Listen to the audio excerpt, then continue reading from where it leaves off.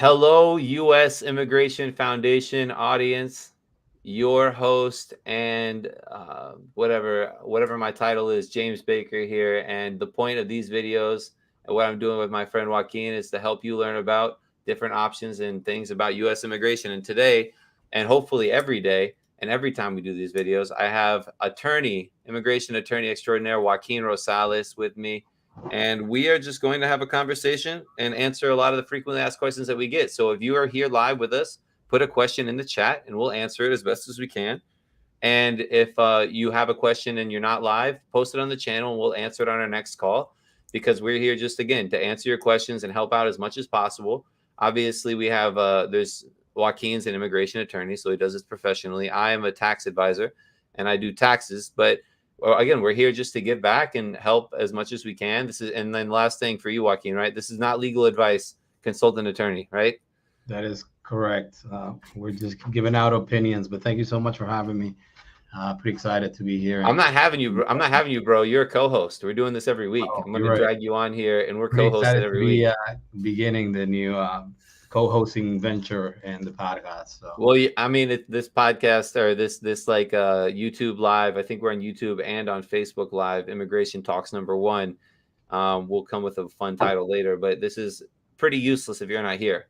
No one wants to hear someone speculate on stuff for an hour. That's true. Well, I So, can't wait because I know you love immigration as well, and you know your stuff, and you're gonna have pretty in-depth questions that I'm sure are gonna have to get on and explain very, very detailed.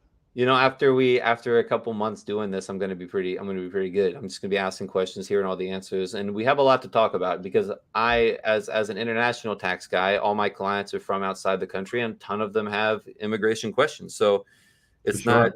So I get the questions all the time, and I get to hear the answers that you give the clients, and it works out for everyone. So I'm trying to figure Yeah, this for out. I mean a lot of people, regardless of what kind of sort of visa you're applying for, what your plan is, if you want to stay here permanently or just temporarily. A lot of these visas do need sort of a tax sort of planning, structuring, entity structuring, because even if you're coming here for, say, something as simple as a student visa. I mean, you want to have, all your banking set up. You want to have perhaps an entity if you have, some other business outside of the United States that you're working with. And then definitely for the other visas, like the investment visas, I mean, it's not a suggestion. You definitely have to have, a corporate structure or an entity that you're going to utilize in order to begin the process. So, I mean, immigration and I would say tax and sort of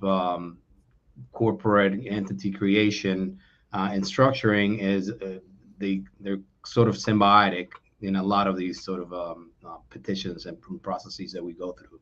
So it's really important to have someone like you who knows what they're doing in this field, because that way you can prepare them, you can save them a lot of money, and then basically plan it out, right? It's an important decision to move to a different country, so you want to make sure that your finances are done properly, right? Exactly, and I'm sure we'll get a number of tax questions here as well. And I'm happy to answer those pre-immigration planning tax questions. What's it like in the U.S. from a tax standpoint? That's what the value I can add to the conversation. Meanwhile, like how to get here in the first place is what we're here for. And I want to start off with a first question that I get a lot, Yep. that I'd love to hear you answer. This is one of the most common questions I get regarding what I'm doing. I think you froze up a little bit. Yeah, hold on. Let me make sure I'm connected. I think I'm back. My internet dropped for a minute. I think I'm back, right? Danny, thumbs up. Okay, so I think I'm back. I want to go back to, so this is the first question that I get most often. Okay. Does having a U.S. company help me get a U.S. visa? Yeah, that's a question that we get a lot, and some people unfortunately are under the impression that getting an entity and a bank account or a company here, it's sort of like a stepping stone to get you a visa. I mean, it's partly true. Just like I said previously, in certain visas, it's a must that you have to, create an entity. For example, for the E2, right? The E2 is an investment visa. We'll get into it later on. There's other investment visas. It's a temporary one, right? But in the end, you have to have a vehicle, right? That's going to be the investment vehicle, right? So for that, you need that entity. Now, in itself, right? There's thousands, if not millions, of people. You do this on an everyday basis. Create these companies that open up these bank accounts, payment processors, etc. We have millions of people, foreigners who have that. So no, you cannot just simply sort of say, "Oh, I have a company. You know, can I get a visa?" But Uh, does it help to have one set up ahead of time? I mean, it depends. Like I said, it depends on specifically which kind of visas. A lot of visas, you do need, these entities like the E2, or even if you're doing sort of like a talent-based visa, right? Because we have to, when you're saying, and we'll get into these visas later on, but for example, like the EV1 or the EV2 are for people who have, great talents, right? They have a great sort of track record and the experience feel that they're in, right? But they're not going to come here and say work for a company specifically. You're not required to do that. That's why they're like sort of self-petitioning, right? You Yeah. can do it on your own. You don't have to have an employer. But then if you are going to do it like that and you're not particularly working for an employer, you don't have a prospective employer, then what you typically do is that you set up these consulting sort of firms, right? Where, they can still work in their field, their industry, but they need that vehicle as well, right? They need a company, an entity where they can, bail, get paid, etc. So I would say it's important for a lot of the visas, right? It's definitely certainly a requirement for some reasons, but it's not like if you have it, 50% of the job is done in order to, I don't know, become either a resident or be able to get a visa. But in general, to answer your question, I think it's a good idea to have, yeah, to have an entity here in the United States with a bank account, regardless of what your plan is and what kind of visa you want to What attempt to apply for. what I'm generally telling clients is that it's more important to have a functioning business that generates profits and revenues for you, so you can use it to sponsor yourself. For But sure. in my experience with you, most of the time we create a new entity anyways, and usually it's most required for like the E2. It's the most one of the more common Right. visas. Right. So I would, yeah. So in the end, an LLC can help you, but it's not really at all. It doesn't.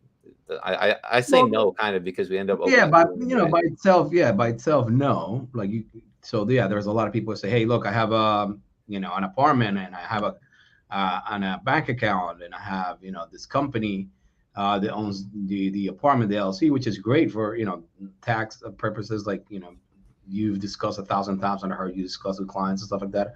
But that doesn't particularly give you the opportunity to apply for a visa immediately or get a visa, right?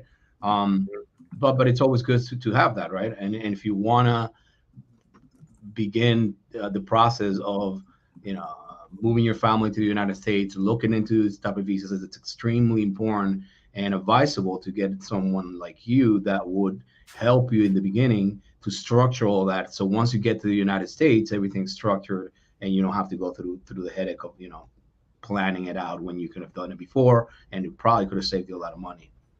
I hear you, man. Thanks for the Yeah, answer to that one. I mean, I'm trying to think of the best way to do this. If you're watching this and you're watching this separate, comment and let us know how you want the format to be, because I'm thinking we could go through the different visas and talk about like different examples. We can hear some stories from Joaquin. We can do um have different examples and or jump around instead of going in order, kind of jump around a little bit. I think that's what we're going to end up doing, so we can yeah, get for to sure. touch on a number of different topics. Absolutely, absolutely. I Um, mean, we can jump on, whichever you want to. I mean, I know there's, there's so literally so done. let me current event you then. Let me get back to see. So tell me um this is gonna be like a separate question, right? Like, what's the immigration atmosphere like right now? Like, how is USCS responding? How are people? How's it going in the world of immigration? Like a big picture for me, because For I sure. actually don't even know. Yeah, for sure. Well, right now we're in a pretty interesting time period. Obviously, COVID, threw everything out the window, and there was huge staffing issues, huge backlogs in all sorts of visas, not only internally, as there's, depending on your situation and your circumstances, you might be able to say do a change of status or an adjustment of status inside of the United States, or you can do your process outside of the United States regardless. the entities that deal with this, like USCIS internally here in the United States, or the State Department outside in the consulates and the embassies, have been slammed, obviously, with a lot of backlogs. Finally, they have been implementing new policies. They are driving money and resources and personnel to embassies across the world, and that's helping the move a little bit this backlog that we have. The same here internally. So in generally, things are a little bit delayed in all senses. I mean, there's stuff such as work permit applications that typically is something that it isn't that complex, it isn't that time consuming, and we're seeing that some people are waiting even a year for this type of things, and then you set to submit another type of form that you would expect it to get an answer in 8 months, and you're getting sometimes an answer in within a month and a half, right? So it's sort of all over the place in terms So of the it's timing. like the IRS. You just like the Yeah, mail comes in, they just throw it in a yeah. room, and then they just close their eyes and put their hand in and like process this one. And Hmm.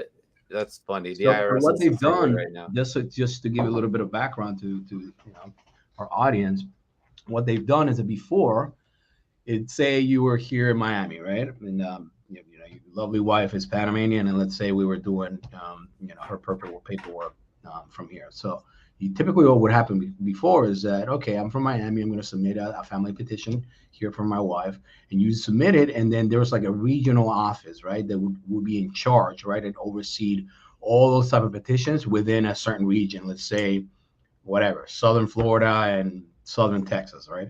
So you knew already, okay, this office typically takes X amount of time to process this type of stuff. So we're going to give you a better idea. So when the whole COVID thing happened, what they did, for good or for worse, I think it's for worse, is that they decided to just simply send out applications regardless of where they were sent to, right?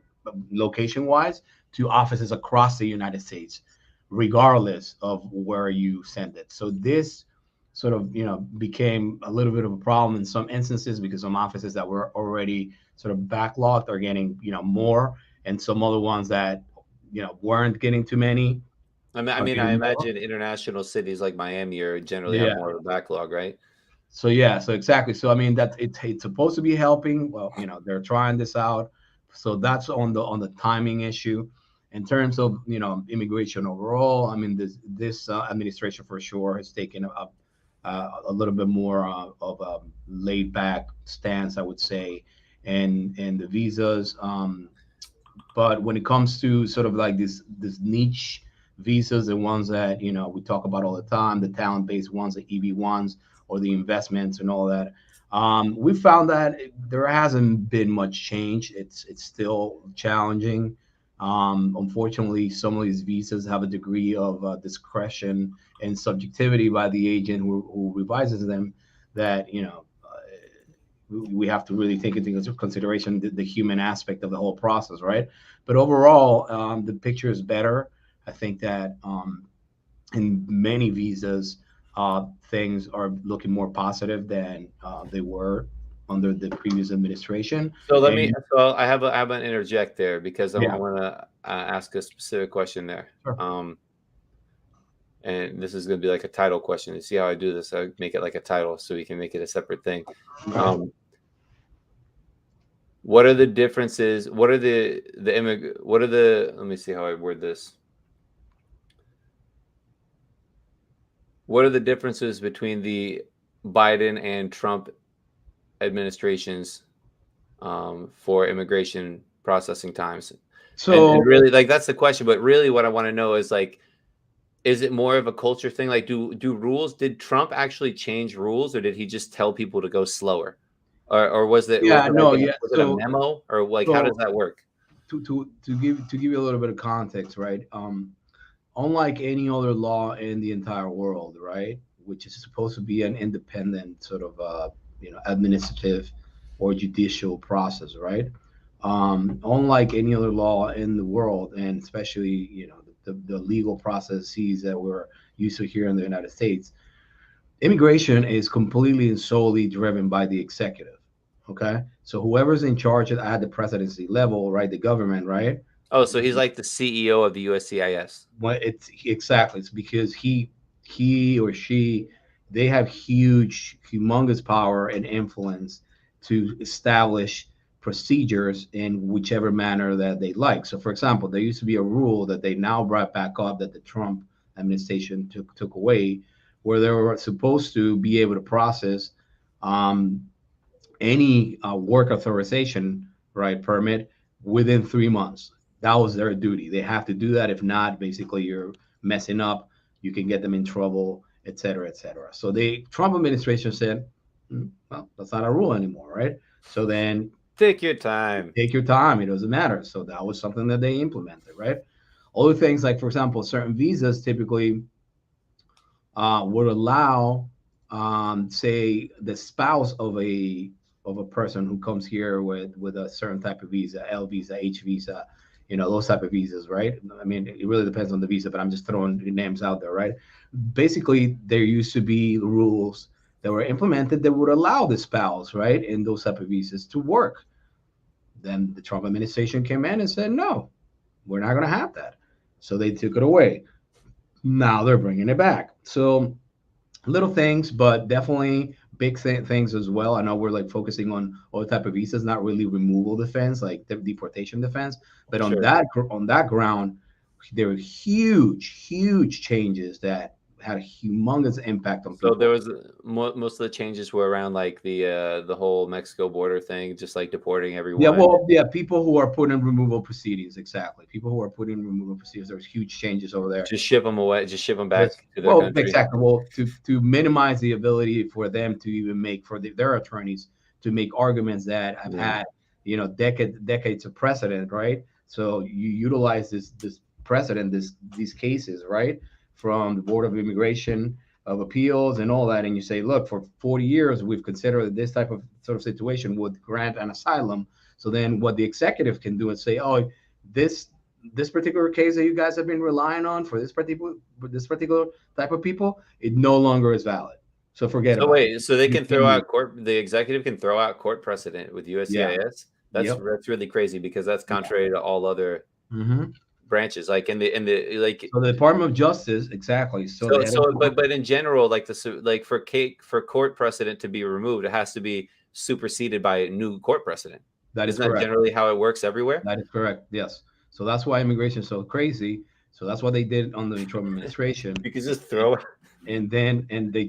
they just threw them all out. that's Now so crazy. You could they just throw brought out they a court brought a lot precedent. of them back, and then there's other ones that it's actually really beneficial. For example, one thing that they brought back, and this could affect millions of people in a positive manner, was that, there's a lot of people in here that have been living here with TPS, temporary protected status, right? Like the is it in TPS is mostly like Venezuelans, right? Right now, it's So the Venezuelans, and question is, so let people me people know about it because a lot of Venezuelans are getting it. But this is being a program that's been in place since the well, '90s. let me cut you off like this because this is Yeah, what I wanted to do with the video, right?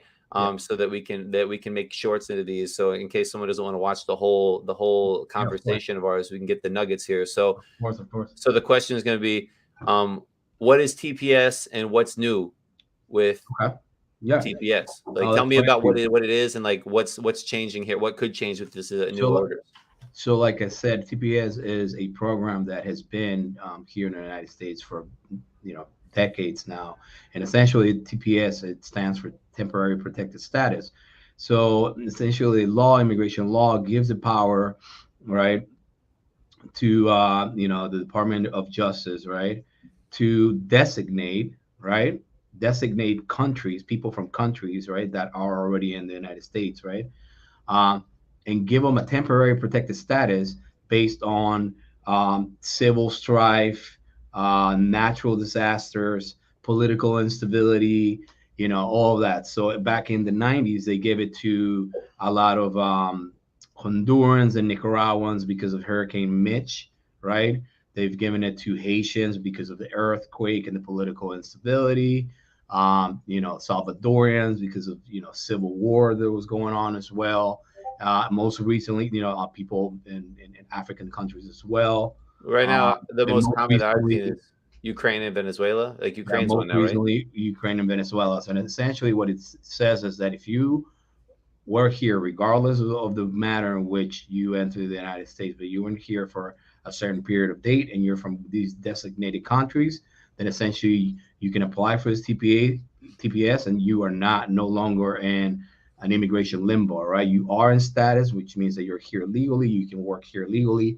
It has to be renewed, right, by the secretary every 18 months typically. But I mean, like I said, for example, Nicaraguans have been getting it since the 90s, people in Central America, and they And just they keep. still can. Yeah, well, you can't claim it. Like, I mean, if you renew it, you can renew it if you did it, back then. Oh, Because but remember, you can't it's like always claim it like, now. What? So yeah. what countries are available? What countries can claim TPS right now? I mean, off the top of my head, I'm not going to be able to mention them all, but definitely Sudan, definitely. Well, we can search it. Like, isn't that Yeah, something like it's, I mean, like I know we? most of them. So Sudan, Burma, El Salvador, Nicaragua, Haiti, Venezuela, Ukraine. Check it out. So I'm gonna show you I'm gonna how mention this program is pretty cool because I'm gonna just genius you. No, I'm not right here. So we're gonna share this. So you can see this is the temporary protected status website. So we right. can see what is TPS country, when and where countries Go to currently countries designated. currently. There you go. So So we have Yemen, Venezuela, Ukraine, Syria, Sudan, Somalia, Nicaragua still on there, Honduras, Haiti, cool, yeah, Salvador. So these guys, so someone from Afghanistan can just figure out how to get to the U.S. and then apply for TPS once they're here. they would have to already have been in here. Whenever you apply for TPS, it's for people who are already inside So they have to figure out how to get in here illegally or get and then, or just get here, just just get be here, here. Well, just it's be here. illegal if they don't have a visa, right? Yeah, well, exactly. Like it's not a plan. It's not a plan for you to take into consideration if you're outside the states, right? Like So that's so not gonna work. you have to first illegally come to the U.S. and then you Oh, you apply don't for have to. You don't TPS have to come here illegally. There's people, for example, that came in on totally a tourist legally visa, I guess, on right? in a tourist visa, or maybe they were under a different visa and it was about to expire, but because they designated that country on the TPS, they can apply for it, and it's totally fine. There's a lot of people who came in legally, but then now they have the opportunity to apply, and they have that status.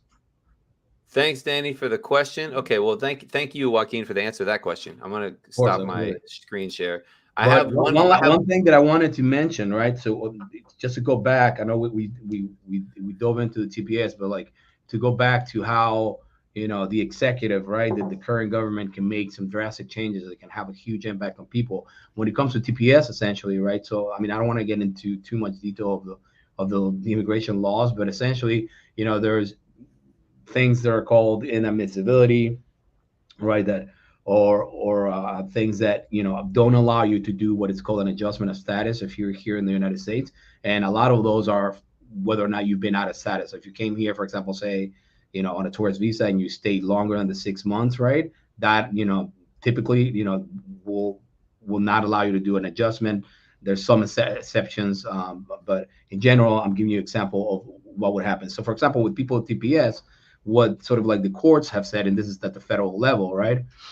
They've said, right, is that people who are in TPS, they came in and made the argument, and now it's being accepted in USCIS, where people who are in TPS, even though, for example, they came in either illegally or they're outside of the time that they gave them initially when they came in with a tourist visa, say, right, legally, but they yeah wouldn't be able to adjust if they're able to get out with what it's called an advance parole. An advance parole is essentially a permit for you to travel, right? When you're here in some sort of a visa, right?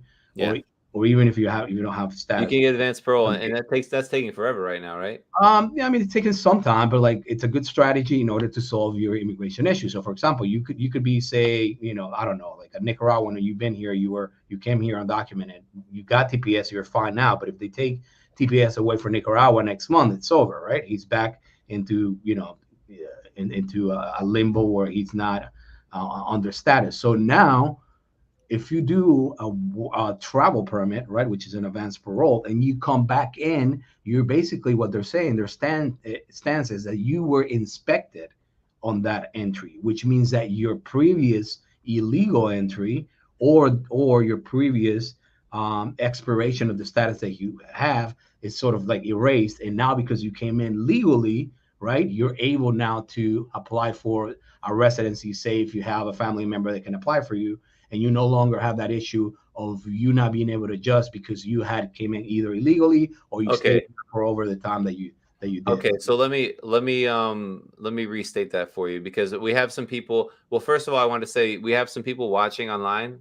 Thank you for watching, guys. If you have questions, you can put it in the comments and we'll answer your questions as best we can. This is like a Q&A style call conversation. But back to what you were talking about with the coming to the US. I had a follow-up question with TPS, but I want to ask this before I forget it. Sure. It's um can if I come to the US illegally, can I get a visa to stay? And I think the answer is no, right? When if you come here illegally, generally. In general, the answer is most likely no, but there's always exceptions. So when you say illegally, I'm assuming undocumented, you either cross the I border, mean, yeah, you don't have a you visa, weren't expected. You or weren't if you expected. overstay a visa, like if I Oh, but that's another question. that's a If huge I difference. overstay my visa, That's can I get a adjustment of status? right, but that's a huge thing because there are some exceptions. So, like in terms of immigration, the worst thing possible is for you to come in here undocumented, right? Cross the border or something like that. Come here. You can if you come in here and you overstay, yeah, that's not good either. But it's not as bad as coming in undocumented, right? Okay, Now, so if you going want back to so if you want to do TPS, get a visa or get a tourist visa first and then come here. I just know like from some of those countries it takes forever, especially with like no, the embassies and stuff yeah, moving slow. but just just so we stay focused on the original question that you asked was, so you can certainly certain situations you can able to fix your immigration status even though you came in undocumented. And they're very few, and I'll explain a few of them to you. There's something called, for example, the T visa or the U visa, right, or VAWA, and it's essentially these legislations that were passed. For example, VAWA, the Violence Against Women's Act, right? And Mhm. essentially, these laws are trying to promote people, undocumented people, right, foreigners who are in here and who suffer from and are victims of crime or witnesses to major crimes, right, to come forth and help out the authorities in order to get these crooks, right, Oh, these criminals. that's like someone who was like like one of the most heinous things ever is like sex trafficking. If someone gets sex Correct. trafficked into the That US, or I don't know people if who that's or there's yeah. people, there I can't even begin to tell you how many times I've been in situations where ladies are saying, I'm married as American or as resident, I don't have any documents. He is extremely abusive, physically abusive, and he's constantly saying that he's going to call ICE so they can deport me and all that. So those type of visas, regardless of you would have to do certain waivers, but you can utilize those visas regardless of your documented status, right? To try to fix it. It's not going to work for every single person. Remember, it's circumstantial, but it definitely can help out. At the same time, if you are married to Americans, you have American kids, so you've been living here for a long time, and you pay your taxes. You can do family petitions and then try to do what is called also a waiver, and then essentially what you're doing is that you're asking for forgiveness, right? I'm sorry that I came in here in the improper way, but now I have a life, I have a family, I'm an American family, I'm a good part of society. Please, like, give me this waiver, forgive me for what I've done, and then let me become a resident. So what would happen is essentially after the family petition is approved, you submit a waiver, and if that's basically approved, they go to their country, they get out, they go to a country, they have an interview like you would had you done it the right way, and then they let you back in, regardless of what happens on the interview. I mean, most likely Yeah, you'll sure. get approved, but so those are ways that you can solve your issue if you came in undocumented or you're out of status, but there's very few. There's very few. Okay. I want to jump back to and we have a couple of questions in the chat from our friend Danny. I want to before we go to those, I want to answer one last thing about TPS before we close the door on TPS for a minute because we've been Sure, talking about TPS for a long time. sure, sure. It's can I get a social security number on temporary protected status TPS? Yeah. So once you get any of these visas, or not even a visa, visas, parole statuses, whatever you want to call it, at that point you'll be able to essentially approach any social security office, right? Sometimes actually, in the forms that you fill out, for example, for the work permit, there's a question specifically asking you whether or not you want a Social Security, and we always say yes. So that's not a big issue. You'll be able to get it if you don't actually get it through, the application process. After you get approval, you can just bring in your different forms of ID, and then also the approval, and then they'll be able to give you a Social Security number. So the answer is yes, you can TPS. So I have a follow up about that because that's something curious for me. Is are all U.S. visas eligible to get a Social Security number?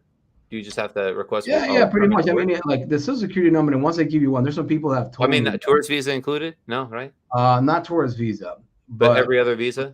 a lot of them basically, yes, a lot of them do. So there's people that have told me, yeah, look, I came in here, 10 years ago, and I don't know, a J1 visa or something like that, or F1 or something like student visa or something like that. Then I got a Social Security number.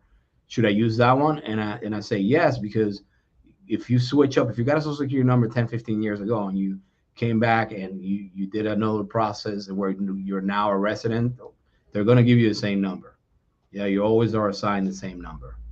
So, And they'll match it up based on your passport. exactly. So I have one last Social Security number question because I think these are good questions. I think there a lot of people ask about them. At least they ask me. Of course. I had the client.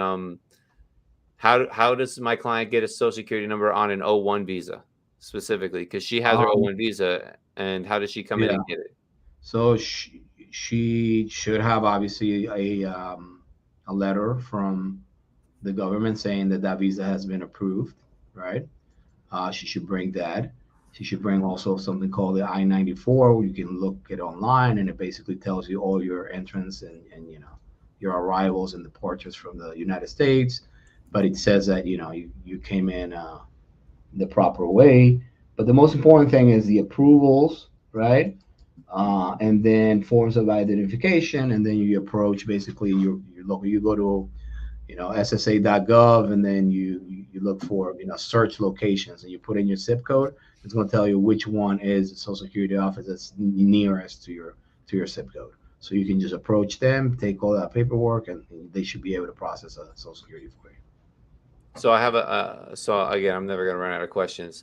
The next one, this one's actually something I don't know the answer to, and I'm super curious about, and it's in the chat, and it's worded a little funny. I would say, can I get a visa to serve in the U.S. military?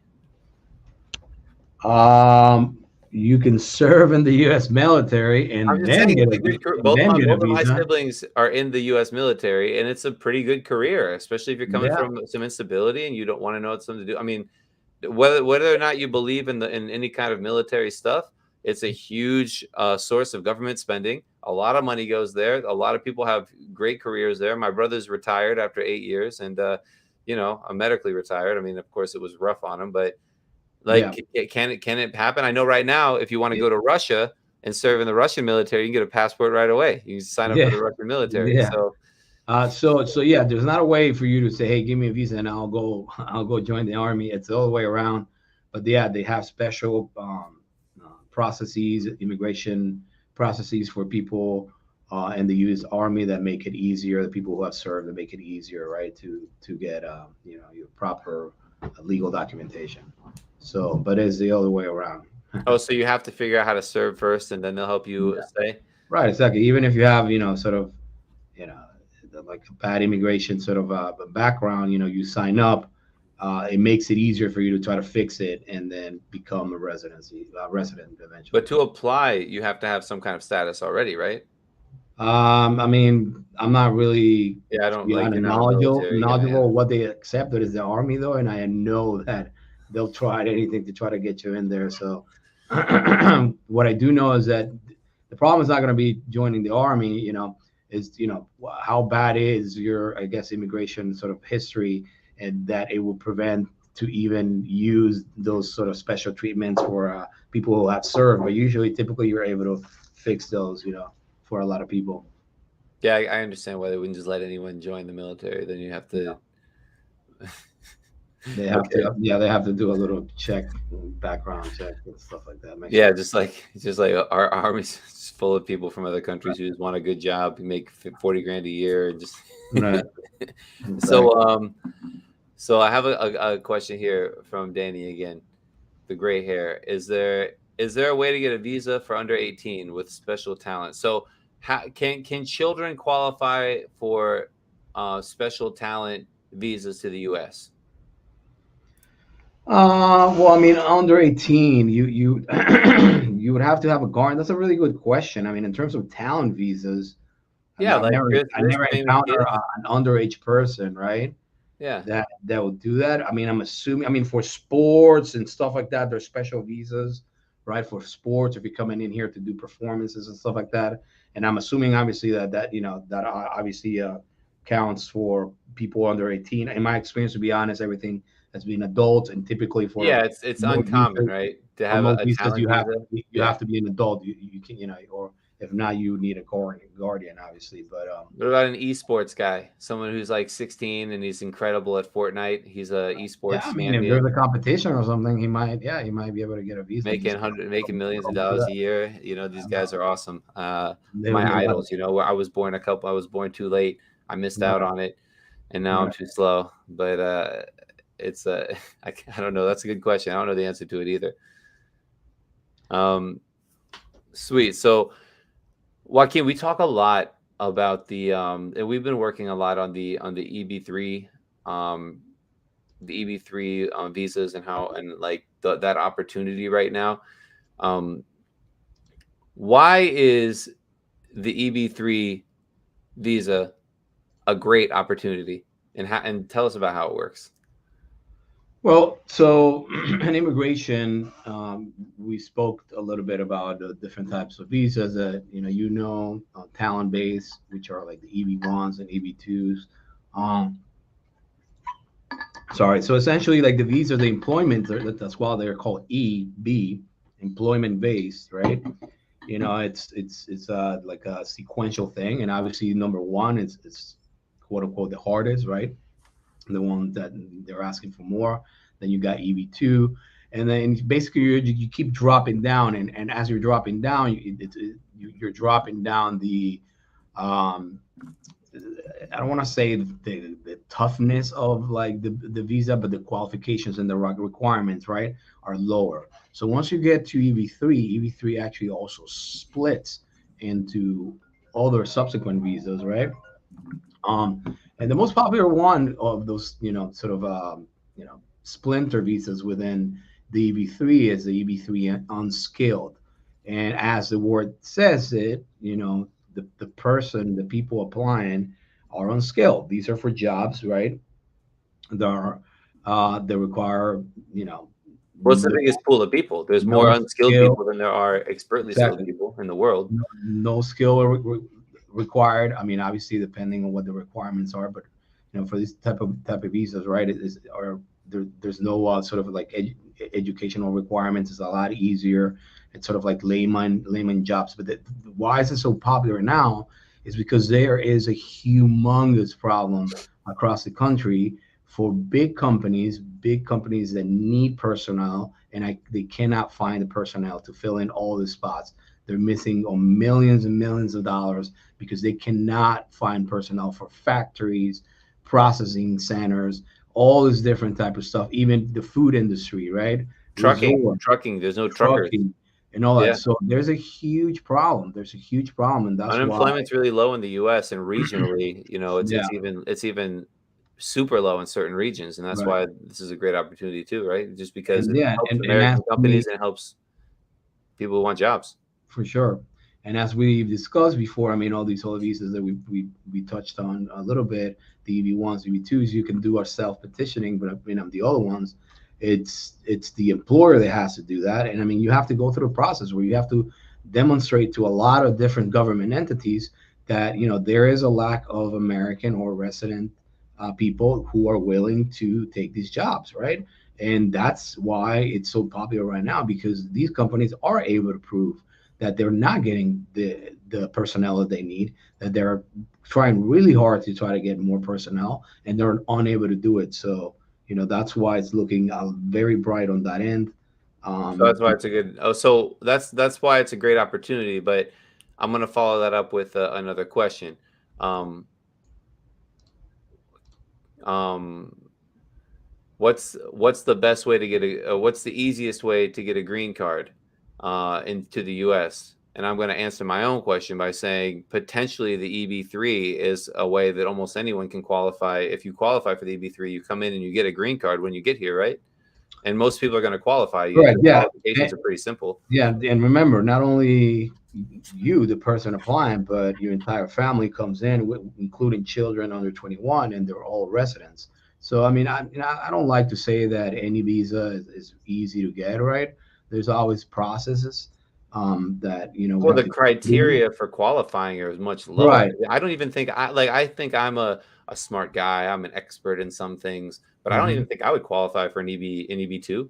Like I don't I don't I like would we qualify for EB2s and EB1s? I don't think so. I mean, it depends. I mean, it depends. Maybe, right? Because we have to go through your profile and see how it is. I have to But I get some mean, no, articles but written, in, in all reality, yeah, like the requirements and itself, because like I said, your point is very well taken. It really is. It's about what the requirements of the job um, require, right? What do they want? But I mean, if it's a factory, right, there isn't much that you need, right? Like they don't even need a high school diploma sometimes. You know what I mean? So Oh, so EB3 has different levels to it. There can be some EB3s that require like a there's some, yeah, CDL. they require. There's some that require, also minimal education, and then there's also that basically you've had 2 years training in that particular type of job. Those are I other. think they had you were talking about before welders, right? They had the like different like metal skills and things Yeah, or depending, once again, depending on the employer's requirements and all that, you fit them in that particular category that would fit best, right? yeah, but you're not going to apply if you don't fit the categories. I mean, if you don't qualify for the job, that's the first step. Like Right. before you even do the applications, you kind of apply with the employer and then they decide to sponsor you or not. So Correct. it Correct. doesn't really you don't even apply if you don't qualify. Correct. And Correct. then the employer kind of decides if you qualify and they're going to hire you or not, right? I'm sorry, I missed that last part. Say that again. No, I said that I'm saying the employer kind of more so decides if you qualify than the government does, right? The employer has to decide if you qualify and if No, they yeah, want to of hire you. course. Well, exactly. So basically, the process works like this. They essentially, when I say they, right, have to go through a process. I say the company, right, a process with the Department of Labor. Like I told you, right, they say, hey, look, I need these people, right, but these are the requirements, right, that I need. So like you have to submit it to the Department of Labor, and you say, whatever, I need people for my factory. I don't know, my I don't know, meat, butcher shop, whatever it is, right. So there isn't too many requirements, but I've shown you government, especially the Department of Labor, that I've put on ads, just like you asked me, on majorly circulated newspapers of the area, that I've put in ads for a month in the local unemployment office, that I put in internal ads within my company asking people if they know people or if they want to get promoted or whatever it is to work. So essentially, it is a process where you demonstrate it to the government through all these different things that you're trying to get Americans, you're trying to get residents, but you can't find them, right? So that's why you should allow me to bring in people that can do the work, and that way we generate more revenue, more tax revenue, and indirect jobs and all that, and it helps the economy, and that's basically the point and the Yeah. purpose of this legislation, right? So that's Well, what. it's to help American employers ultimately, right? This isn't Exactly. like let's give more reasons for people to get green cards. I mean, No, like, exactly, exactly. so that's cool. Absolutely. That's something that we're going to be talking more about.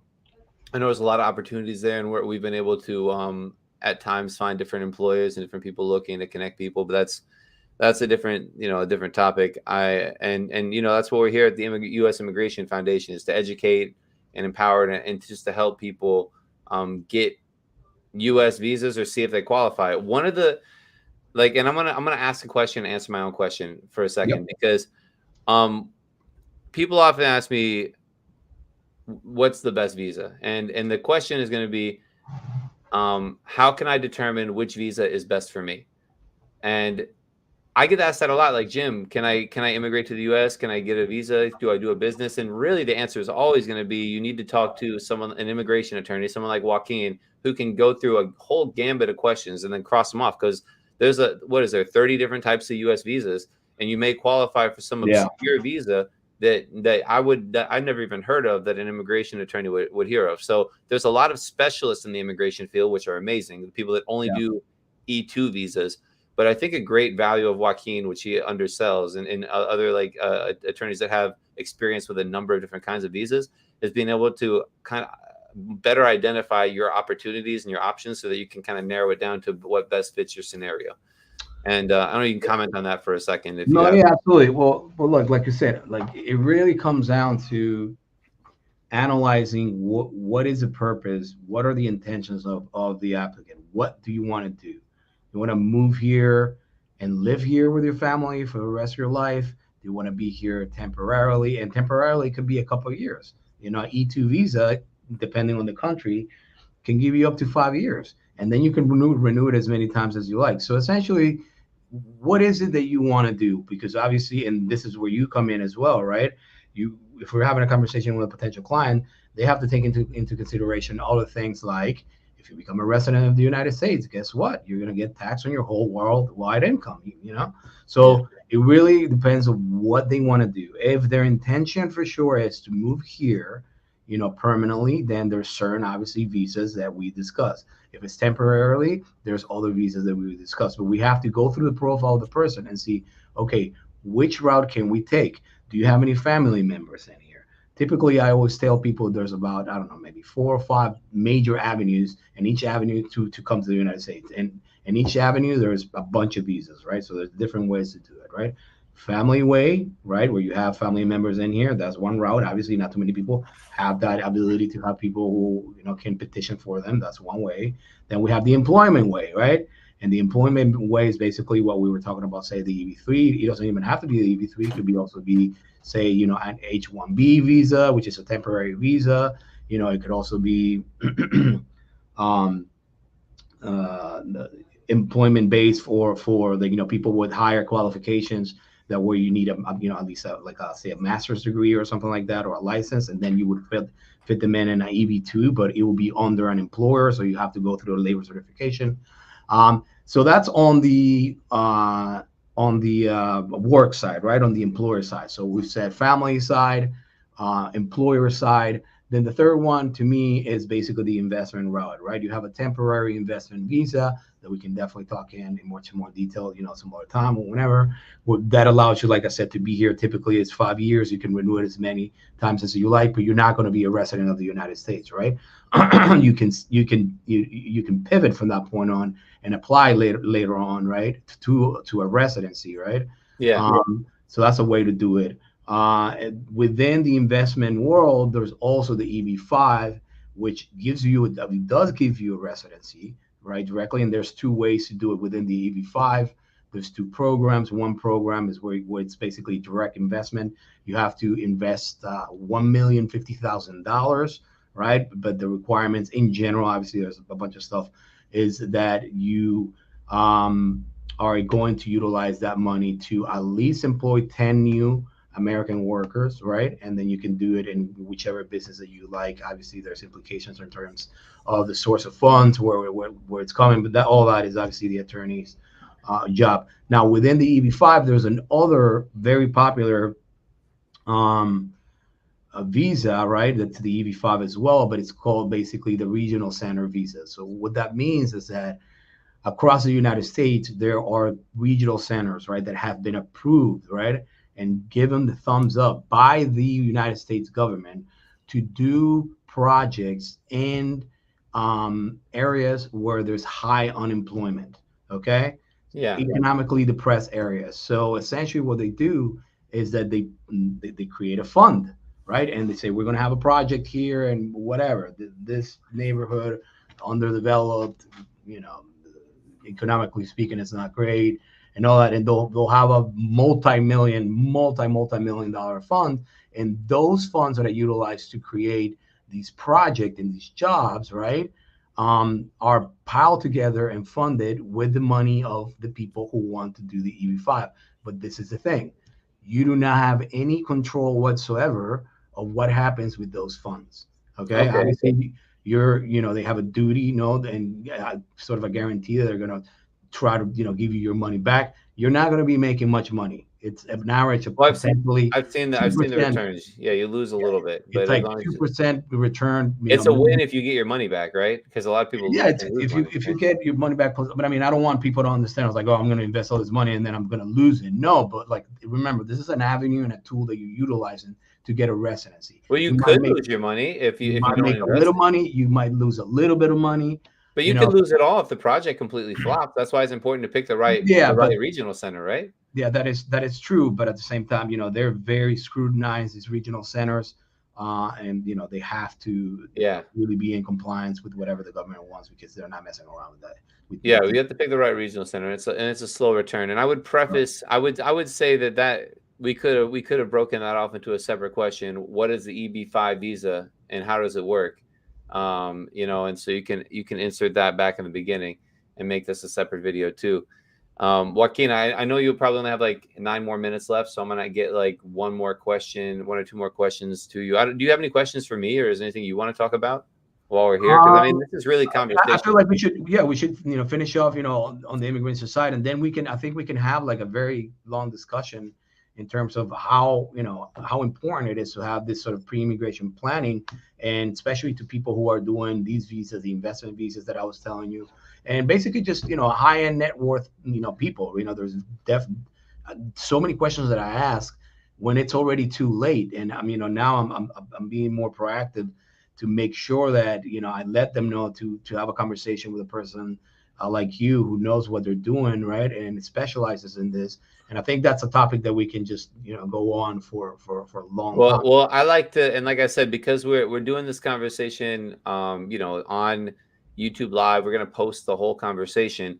The idea is that we, as much as possible, try and segment between thoughts so that we can cut it into shorts, not just for like us to make it's really to make better content and more digestible content for people who just don't, okay, because no one's gonna sit here and watch this whole thing. Maybe they will, and if you do and you're here, I'm grateful to have you here, and I think it's interesting content too, but it's still Sure, all technical immigration speaks. So sure, a lot. absolutely. So like I'm surprised how many people sit through my tax calls. If you want to know about taxes and ask me questions about taxes, you can find James Baker's CPA channel, and I'm live every Thursday.